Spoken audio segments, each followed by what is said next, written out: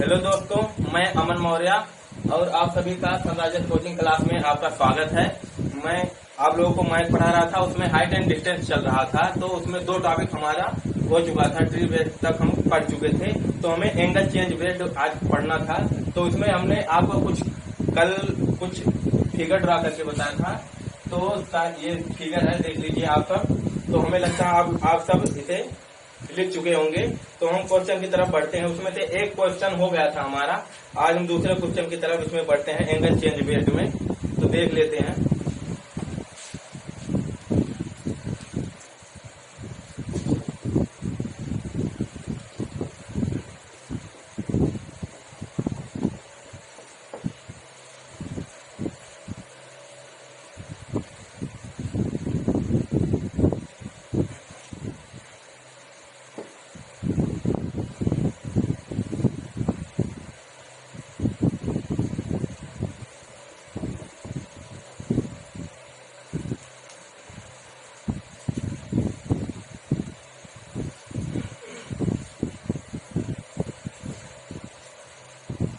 ये हमारा चल रहा था एंगल चेंज बेस्ड।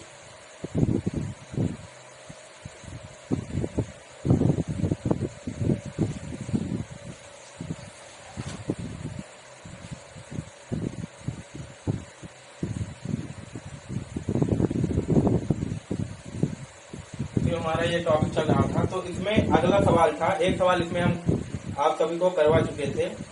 तो हमारा अगला सवाल था, एक क्षैतिज रेखा में एक चिमनी की ओर 120 मीटर की दूरी चलते हुए इसके चिमनी का उन्नयन कोण 30 अंश से 45 अंश में बदल जाता है। तो चिमनी की ऊंचाई ज्ञात कीजिए। तो एक चिमनी है, उसकी ऊंचाई हमें पूछी है। कोई प्रेक्षक है या कोई मान लीजिए कोई आदमी है, एक चिमनी की तरफ 120 मीटर चलता है। 120 मीटर चलता है तो उसका जो कोण है वो 30 अंश से 45 अंश हो जाता है। मान लीजिए वो यहाँ तक आया, 120 मीटर चला तो उसका कोण 45 अंश हो गया। तो हमें चिमनी की ऊंचाई निकालनी है। तो चिमनी की ऊंचाई निकालनी है तो ये फैक्टर मान लेते हैं। हमें क्या निकालना है? ऊंचाई। हमें दोनों कोण पता है तो इससे हम चिमनी की ऊंचाई आराम से निकाल सकते हैं। हमने आपको बताया था कि जब इस तरीके से एंगल चेंज बेस्ड में क्या होता है, सबसे पहले हम छोटा वाला त्रिभुज लेते हैं। तो सबसे पहले ये त्रिभुज लेंगे, इसके सामने का जो भुजा होगा वो एक होगा, 45-45 में समान होता है, ये भी एक ही होगा। तो इसके सामने ये भी एक ही है, ठीक है। और 60 के सामने जो होता है ये पूरा, ये √3 है। जब ये पूरा √3 है तो दोस्तों ये कितना हो जाएगा? √3 - 1। इतनी दूरी हो जाएगी √3 - 1। तो हमें √3 - 1 की वैल्यू दे रखी है, तो हम उसे 1 की वैल्यू आराम से निकाल सकते हैं। कैसे? देखिए, √3 - 1 बराबर 120। ठीक, तो यहाँ से हमें 1 की वैल्यू निकालनी है। तो 120 बटे √3 - 1, तो यहाँ से बराबर में हो जाएगा 120 बटे। अब इसका हमें क्या करना है? यहाँ पे इस तरीके से आंसर नहीं आता है। इसमें हमने आपको कल बताया था कि जब इसमें बटे के रूप में कुछ भी √3 - 1 या √3 + 1 या √3 आने लगे तो हमें परिमेयकरण करके उसे क्या करना है? ऊपर ले आना है। तो इसमें हम परिमेयकरण करा देते हैं। तो यहाँ पे हम गुणा कर देते हैं √3 + 1। परिमेयकरण में जो होता है उसी का उल्टा होता है। तो यहाँ पे हमारा हो जाएगा √3 का स्क्वायर, a² - b² का सूत्र बन जाएगा। ये इतने अलग है। तो यहाँ से हमारा हो जाएगा, देख लीजिए, 120 बटे 2 और यहाँ √3 + 1। 2 से इसे काट देंगे तो ये हो जाएगा हमारा 60 √3 + 1। यही आपका आंसर होगा।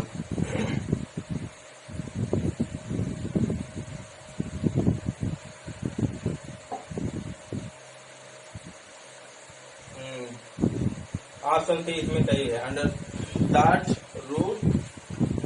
60 ब्रैकेट में √3 + 1।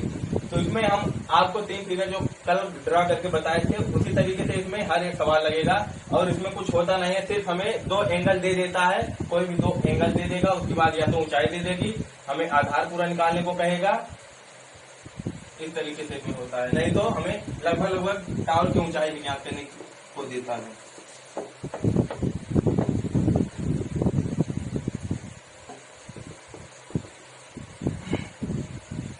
आगे बढ़ते हैं।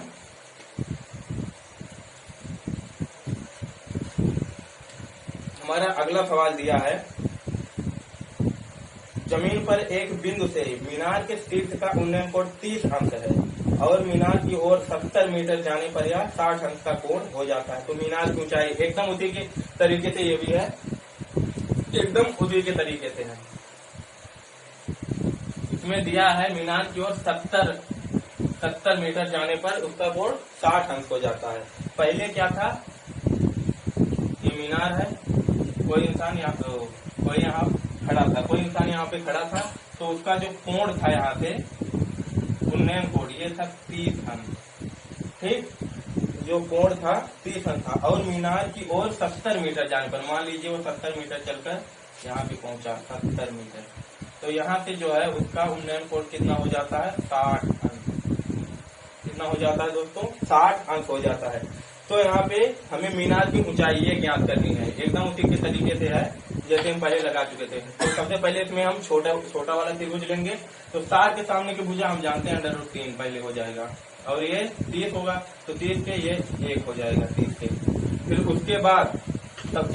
उसके बाद बड़ी वाली त्रिभुज लेंगे। तो बड़ी वाली त्रिभुज जब लेंगे तो ये भुजा बराबर में 1 हो जाएगी, 1 बराबर √3।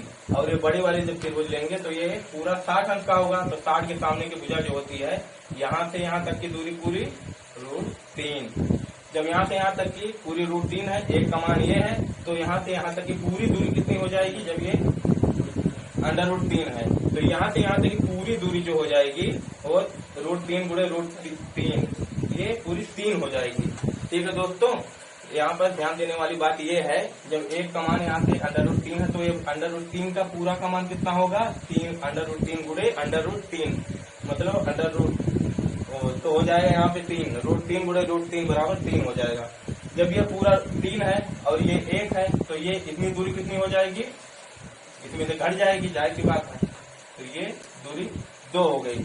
जब ये दूरी 2 है तो ये √3 है, यही ऊंचाई हमें निकालनी है। तो इस तरीके से हम निकाल सकते हैं। 2 कमान हमें क्या दिए हैं 70, तो यहाँ से एक कमान कितना होगा 35, ठीक। और यहाँ पे ऊंचाई पूछा है तो ऊंचाई क्या हो जाएगा, ऊंचाई बराबर क्या है √3 है, इसी का √3 गुना कर देंगे 35 √3, बस इसमें कुछ करना नहीं है।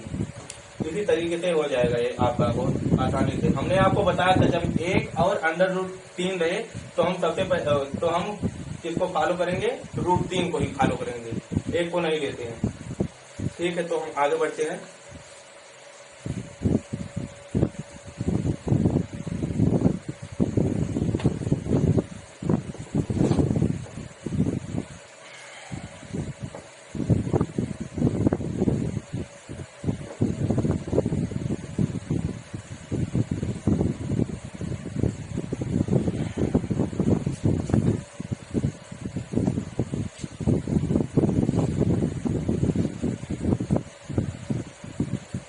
हमारा अगला सवाल क्या कहता है, इसमें दिया है एक मीनार के शीर्ष का जमीन के किसी बिंदु से 30 अंश का उन्नयन कोण बनता है।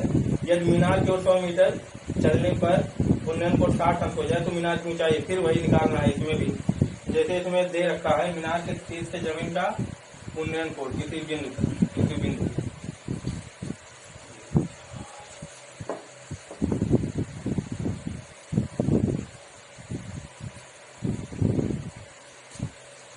मीनार के शीर्ष से, यहाँ से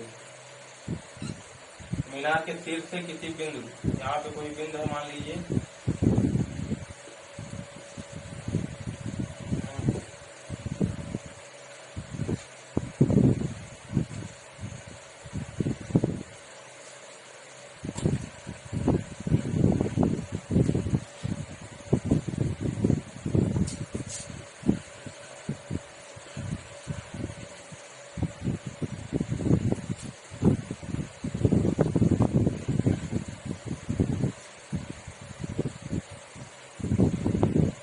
हाँ, तो हमें दे रखा है एक मीनार के शीर्ष इसका जमीन के किसी बिंदु से 30 अंक का उन्नयन कोण बनता है।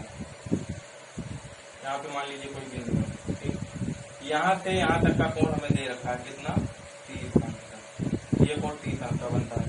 फिर उसके बाद दिया है यदि मीनार की ओर 100 मीटर चलने पर उसका उन्नयन कोण 60 अंक का हो जाता है।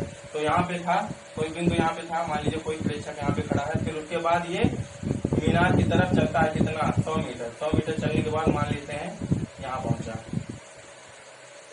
फिर उसका जो है उन्नयन कोण जो है वो 60 अंक का हो जाता है। जब हम किसी चीज के पास आएंगे, कोई ऊंची वस्तु होगी, तो वहां से जो कोण होता है वो जैसे जैसे पास आते जाते हैं तो हमें इस तरीके से देखना पड़ता है। तो क्या होता है, वो जो कोण होता है वो बड़ा हो जाता है, धीरे धीरे बढ़ने लगता है। तो ये 60 है, तो हमें निकालना क्या, ऊंचाई वही निकालनी है। इसमें कुछ रहता नहीं, ऊंचाई निकालने को कहेगा, नहीं तो आधार से दूरी निकालने को कहेगा, बस इसमें यही बोलते हैं। तो सबसे पहले हम छोटे वाली त्रिभुज लेंगे, तो ये कितना हो जाएगा, √3, और ये 1, ठीक, और 30 के सामने ये है बड़े वाले त्रिभुज में, ये भी पूरा 1 हो जाएगा कितना, तो ये पूरा 60 अंक का होगा। तो बड़ा वाला ये कितना हो जाएगा, 60 अंक के सामने हमने बताया था आपका √3 होगा। 1 बराबर √3 है, तो ये पूरा कितना हो जाएगा, √3 गुना हो जाएगा इसका, तो ये 3 हो जाएगा, ठीक है। और तो ये दूरी कितनी आ जाएगी, जब ये पूरा 3 है, इसमें से 1 घटा देंगे, आ जाएगा आपका 2 आ जाएगा। तो हमें 2 की वैल्यू यहाँ पे दे रखी है, कितना, 2 की वैल्यू 100 दे रखी है, ठीक, 2 की वैल्यू हमें 100 दे रखी है। तो यहाँ पे √3 का मान निकालना, √3 की वैल्यू हमें पूछी है, जो कि हमारी ऊंचाई है। तो यहाँ से 1 का मान आ जाएगा 50, ठीक, और √3 का जो होगा कितना होगा, इसी का √3 गुना होगा। तो h बराबर ऊंचाई बराबर हो जाएगा 50 गुणे √3 बराबर 50 √3, यही हो जाएगी आपकी ऊंचाई 50 √3। ऑप्शन सही है। चलते हैं अगले क्वेश्चन की तरफ।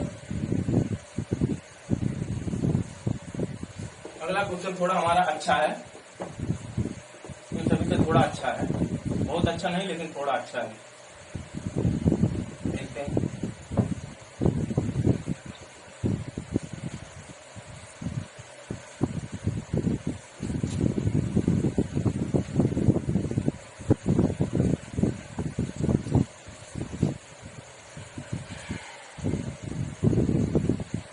इसमें दिया है एक निश्चित बिंदु से मीनार के शीर्ष पर बना उन्नयन कोण 30 अंक है। एक निश्चित बिंदु से मीनार के शीर्ष पर, यहाँ पर मान लीजिए मीनार, यहाँ पे कोई बिंदु, यहाँ से जो कोण बनता है, यहाँ से कोण जो बनता है वो कितना है, 30 अंक का कोण है, कितना है, 30 अंक का कोण है। फिर इसमें दिया है यदि प्रेक्षक मीनार की तरफ 20 मीटर चलता है तो मीनार के शीर्ष का उन्नयन कोण 15 अंक बढ़ जाता है।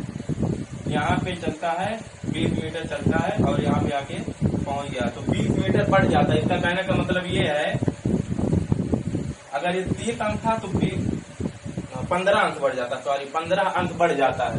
जब 15 अंक बढ़ जाएगा तो क्या होगा, ये 30 अंक था और ये कितना हो जाएगा, 15 अंक बढ़ के 45 अंक। बस समझने वाली बात इसमें बस यहीं तक। उसके बाद क्या निकालना है हमें, मीनार की ऊंचाई, बस ऊंचाई निकालनी है, और कुछ करना नहीं है इसमें, यही था हमें। तो 45 के सामने का ये 1 हो जाएगा, 45 के सामने ये भी 1, क्योंकि ये भी 45 होता है। फिर उसके बाद बड़े त्रिभुज में लेंगे, ये भी 1 ही होगा और ये पूरा होगा आपका √3। क्यों √3 होगा, क्योंकि ये पूरा 60 होगा, 60 के सामने √3, ये इतना हो जाएगा। तो हमें मान किसका दे रखा है, इतने का। जब ये पूरा √3 है, यहाँ से 1 ही है तो कोई दिक्कत नहीं, तो ये इतना हो जाएगा आपका √3 - 1, √3 - 1। तो यहाँ पे हमें √3 - 1 की वैल्यू दे रखी है कितनी, 20। तो यहाँ से 1 की वैल्यू हो जाएगी 20 बटे √3 - 1। तो हमने अभी आपको बताया था, अगर नीचे कुछ आता है जो √3 - 1 या √3 + 1 इस तरीके से आता, तो हम उसे क्या करेंगे, ऊपर भेजेंगे। कैसे भेजेंगे, परिमेयकरण करके भेजेंगे। तो इसका परिमेयकरण कर देते हैं। तो यहाँ से आ जाएगी ऊंचाई, हमें निकालना तो एक ही है, तो एक की मान हम निकाल रहे हैं, एक का मान, तो ऊंचाई यहाँ पे हो जाएगी कितना, इसका परिमेयकरण जब कराएंगे तो यहाँ पे 20 हो जाएगा और यहाँ पे √3 + 1 ये होगा। और ये a² - b² का सूत्र बन जाएगा जब इससे हम क्या करेंगे, परिमेयकरण करा देंगे। तो a² तो ये 3 हो जाएगा और -b² तो ये एक ही है, तो 3 में से 1 चला जाएगा, 2 बचेगा। तो यहाँ से ये काट देंगे, हो जाएगा आपका 10। तो ये कितना आ जाएगा आपका 10 √3 + 1, यही आपका आंसर हो जाएगा। इसमें कुछ था नहीं, सिर्फ यही था 20 मीटर जैसे वो आगे बढ़ा तो इसमें क्या था, कोण जो था आपका 15 अंक बढ़ गया। डायरेक्टली ना देकर थोड़ा इनडायरेक्टली इसमें दिया है बस।